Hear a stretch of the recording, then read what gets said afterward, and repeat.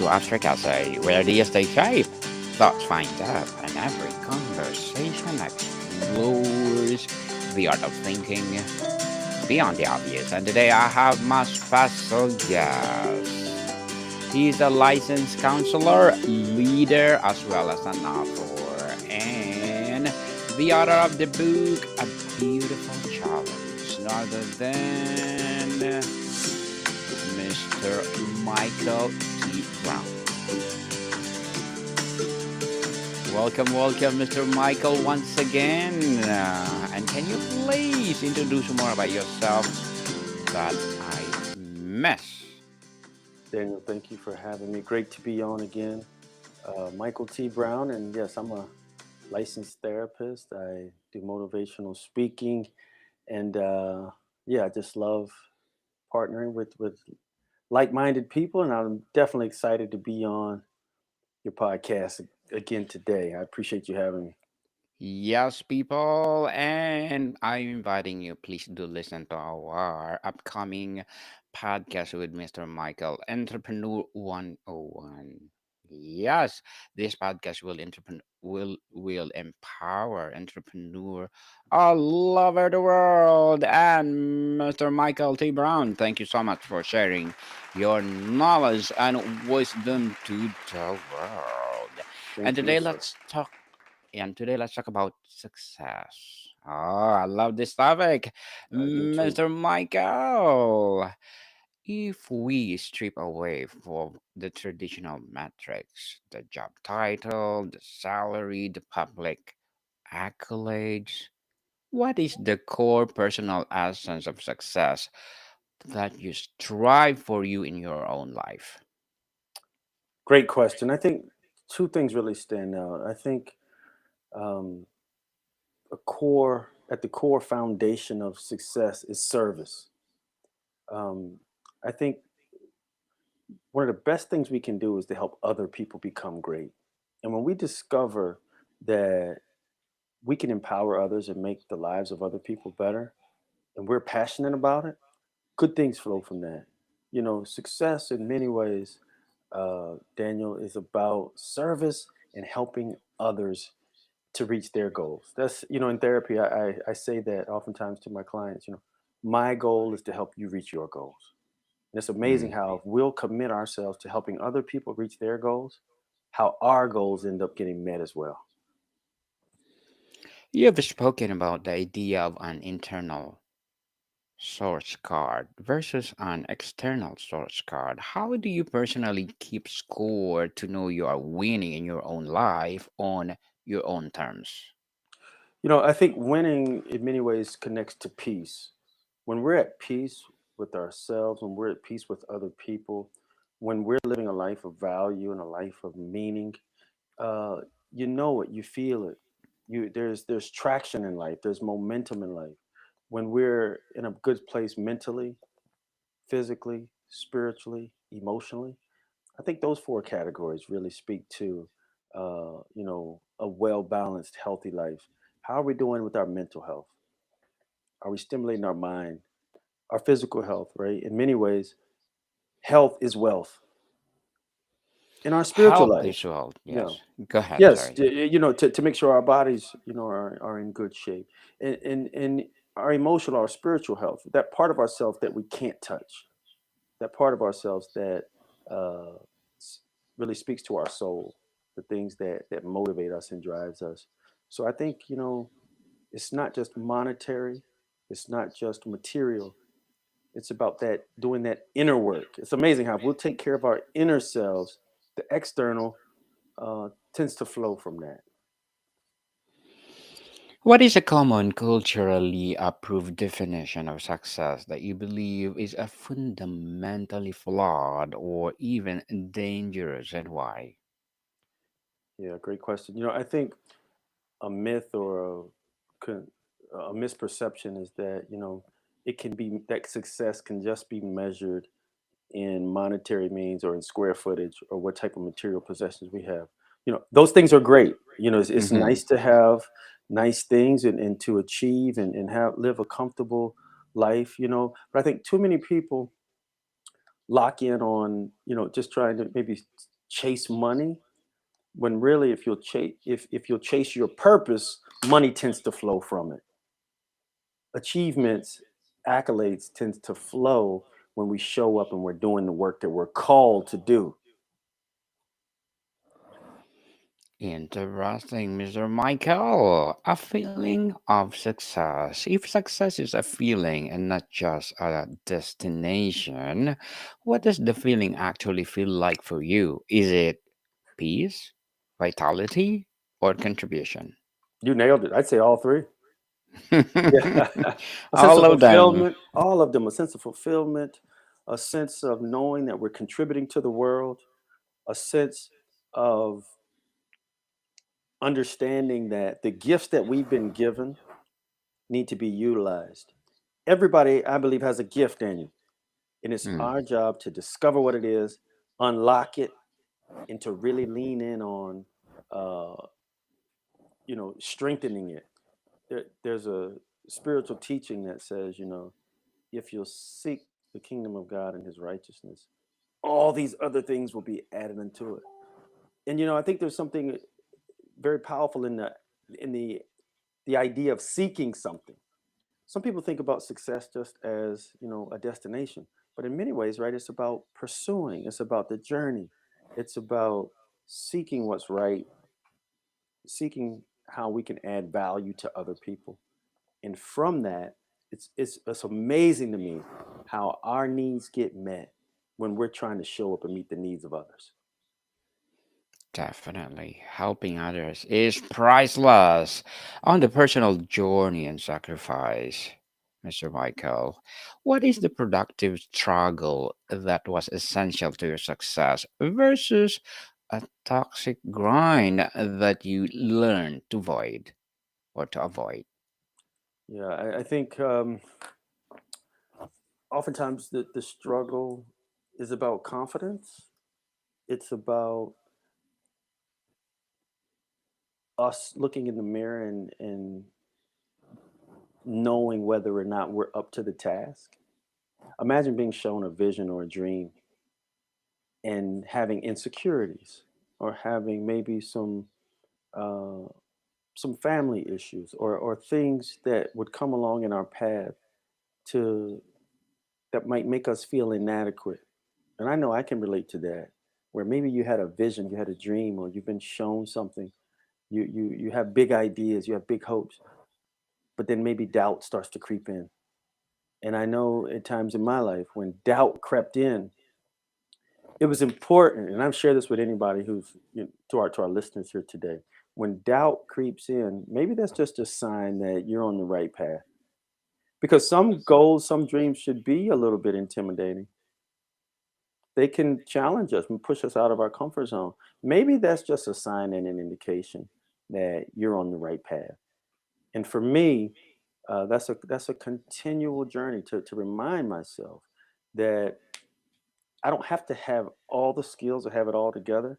But one thing I need to have is hunger and a desire to learn, a desire to connect with good people.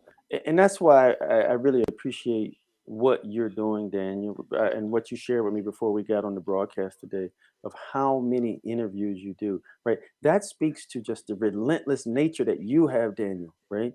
To Hmm. to commit to something and just keep going. Talent is important, but so is perseverance. So is hard work. So is the grit and grind that's required to persevere. You know, it's interesting to me when you love something, you're willing to you won't quit so soon. Yes, So often, so many people are right on the precipice of success, but maybe they just gave up too soon. And I true. encourage anybody who's listening, if that dream is in you, it's a sign that it's supposed to happen. It's a sign that it's something that maybe it's a baby in you that needs to be birthed. It's okay to move forward with some fear. It's okay to move forward with some insecurity. It's okay to move forward without not having all the answers. Just move forward because that's where the fruit is, Daniel. It's out on the limb. And sometimes we got to step out in faith and get out on that limb and get that fruit.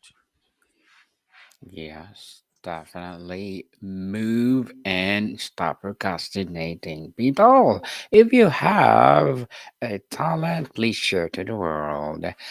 We are rarely talk about the cost, Mr. Michael. What is something you had to sacrifice, give up, or compromise on your path that it still gives you twinge or regret? Yeah. Fortunately, I can't say I'm living with any substantial regret. What I would say is when I think about the sacrifice, is sometimes the people that are close to you, you don't get to maybe spend as much time as you'd like. Uh, I think about my life as a therapist. I've had to spend you know a lot of nights, a lot of evenings, away from home, away from family, and that comes at a cost, Hmm. right? And there's some things that maybe time wise I wish I could do, but fortunately I have a family that's understanding. And sometimes one of the best things we can do, Daniel, with our family is to show them, just to be a good example of living out your dreams and your purpose. Because oftentimes they pick up on that, right? And it can inspire others around us to go and live out their dreams and their purpose. If you get enough people living out the dreams and your purpose, their dreams and their purpose and their calling, the world becomes a better place. And but it comes at a cost. And we ought not have any illusion about that. Now, we all have to make decisions about trying to find a healthy balance, right? And that's certainly something I try to work towards, but sometimes it's not very balanced. Sometimes it's imbalanced, but we do the best we can and we navigate it. Yes, navigate the life because life is too short. What does successful no sound like? Can you share an example of an opportunity you turned down that was crucial to preserving your definition of success? Did you say successful news? What did you say? Yes, successful no sound like. Nose. Yes. Oh, Mm. okay. Yeah. I've been I've been given some opportunities to take on some different business ventures, and I can recall, it just not agreeing with me. It may have Mm-hmm. sounded good, but it didn't resonate with me. And I call those divine redirections. Sometimes, Daniel, not everything we need to say yes to. And I can just think about some different entrepreneurial opportunities that have been presented to me that seemed okay on paper, but ultimately they didn't resonate with me. And I think it's important to be smart and to be strategic about the opportunities we take on, because ultimately, we want to be able to make an impact in what it is that we're doing. And we need to be able to understand the things that we're getting into. You talked about life being short. And, with the time we have, we want to make good decisions and make good use of our time and our resources, because we know resources can be limited. So it's so important, right, that we think about the opportunities we're going to partner in and the people we're going to partner with. That's another big one. Partnering with Mm-hmm. the right people. And yeah, because if you're going to hitch your wagon to somebody, you want it to be with somebody who has a good track record and is trustworthy.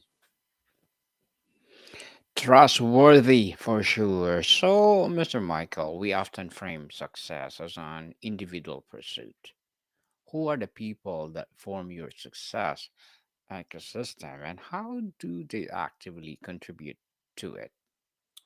There's so many people. Such a great question, Daniel. So many people have contributed to whatever amount of success I've been able to achieve. I think about my parents being raised in a spiritual home. My siblings I have older and younger, a younger sibling who who helped who helped and helps me along the way. That village, right? I think about my church community. I think about people who, in my professional life, who have who inspire me. I think about having worked in the school setting. So many teachers and educators, administrators I've had the opportunity to learn from and glean from and partner with. People who you see who get up and go to work every day, who might do it without a lot of fanfare or a lot of accolades, who show up and serve students, who dedicate their lives to the lives of others being made better. That continues to inspire me to this day. On overcoming obstacles in mindset, Mr. Michael, tell us about failure that hindsight was unnecessary and perfectly disguised stepping stone to a greater success, and how did you learn to reframe it? Yeah, I think failure we need to make sure is not final. Failure, in many ways, can be learning lessons, stepping stones to figure out how to do it better and to learn from those mistakes. I think about, personal situations where, I've thought my time was now. I remember looking to make a career transition, stay in the same field, but just take on a different job. And I remember applying for different jobs and thinking it was my time, only to come to find out, I believe God was showing me, no, I want you to stay put for right now. And I'm going to close certain doors because with the doors I'm going to open for you, they're going to blow your mind. Hmm. And those no's, the jobs that I thought were meant for me, while they may have felt like letdowns or even failures at the time, they were really setups. If we're staying on our right path, we're doing what we're called to be doing. Take the Mm. lesson from what it is that we're going through. It ultimately can be setting you up for something greater, that's designed for you, that's got your name on it. And I just think about, the opportunity you've offered me, right? With what we're going to be doing through Entrepreneurship 101. That was just a blessing, right? That just came. I didn't ask for it, it was presented to me. And that's because when you partner with people such as yourself, servants such as yourself, who are gracious with their platforms, some blessings, Daniel, you can pray for, and that's great, right? Some blessings just are presented.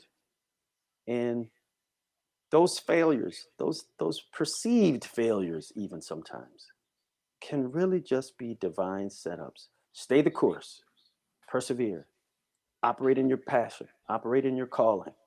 Good things flow from that. Yes, definitely. Yeah. And Mr. Michael, is there a difference between being successful and being significant? If so, how does make the transition from the former to the latter? Yeah. I think success and significance are connected.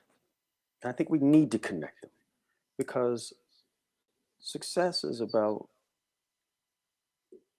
maximizing opportunities, being a blessing to others, showing up for others, and making a significant, meaningful impact. If someone just views the lens of success monetary wise or through material belongings, then success and significance are going to combat each other. But if someone realized that, well, I like the way one mentor told me one time, Daniel, he says, the greats are gracious. Hmm. The greats are gracious. There's something about people who reach extraordinary levels of success that oftentimes causes them want to pour in that to others, to mentor others, to teach others, to train others to be great themselves and to tap into their greatness. So I think success and significance go hand in hand. Uh, is it truly success if it's not meaningful, if it's not valuable, if it's not making an impact? I think true success is about impact. It's about influence. It's about making the lives of others better. True success True connected to service. success. Yeah. Yes, true success indeed. So, Mr. Michael, before we wrap up our discussion for today, I'm inviting you to please do listen to my other podcast, people. My other podcast, because my abstract essay is already in fifth season, abstract poetry in second season, and my book 101 review in fifth season too, comedy 101 in third season, and my food 101 in fifth season as well, geography 101, love letters, movie 101 review, music 101 in third season, Science 101 and Sex 101 in second season of my baby podcast, Law 101, Mental Health 101, and Bible Verses 101. Please listen to them wherever you listen your podcast. So, Mr. Michael, having achieved what others would call significant success, what does the next more meaningful chapter of your growth look like?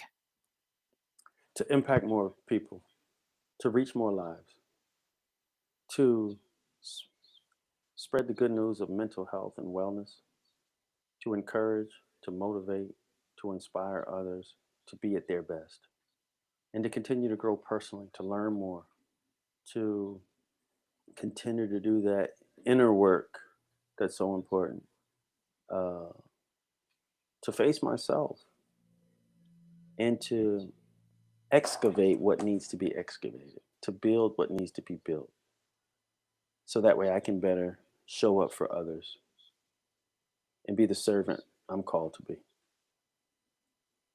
Indeed. And one more, Mr. Michael. If you could pass on only one guiding principle about building successful and fulfilling life, what would it be?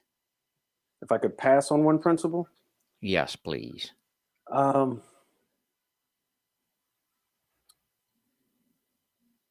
the one principle I think that is important, but if I had to choose, I would say advertising. Now in the world we live in, right, there's such an emphasis on show what you do publicly. And that has its place because we need to market, we need to advertise, we need to reach as many people as we possibly can.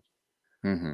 The reason I say if possible, if I had to choose one to pass on, I choose that is because sometimes we can get intoxicated by public opinion or how many people are we reaching. How many people we're reaching in many ways is tied to impact. So it's good to want to reach more people. But I heard this quote a while back that I really like. It says, would you rather be a workhorse or a show pony? The workhorse is more about doing the work. The show pony is more about showing people what they're doing and trying to get likes or accolades. And we have to find a balance, right? To do the work and also we want it to reach people. But we don't want to get intoxicated on just public opinion. So if there was one I'd have to choose, I'd choose that one. Mr. Michael T. Brown, thank you so much for sharing your knowledge and wisdom to the world. So Thank you can for you having me, Daniel. please, yes, so can you please invite our listeners to support your book, your advocacy, or whatever projects that you're doing right now? Yes, certainly. They can pick up my book at my website, brownsleadership.com. And they can find me online at I'm over on X at mtbrown98. And I'm on LinkedIn and other platforms. They'll Google the name Michael T. Brown. They can find me. Michael T. Brown, people, let's support him because if you support him, for sure, more and more empowering books to come, more and more empowering advocacy to rise. And people, please do support our upcoming podcast, Entrepreneur 101, this coming December. So, Mr. Michael, thank you so much for your time. Thank you for having me, Daniel. More to come, people. See you soon.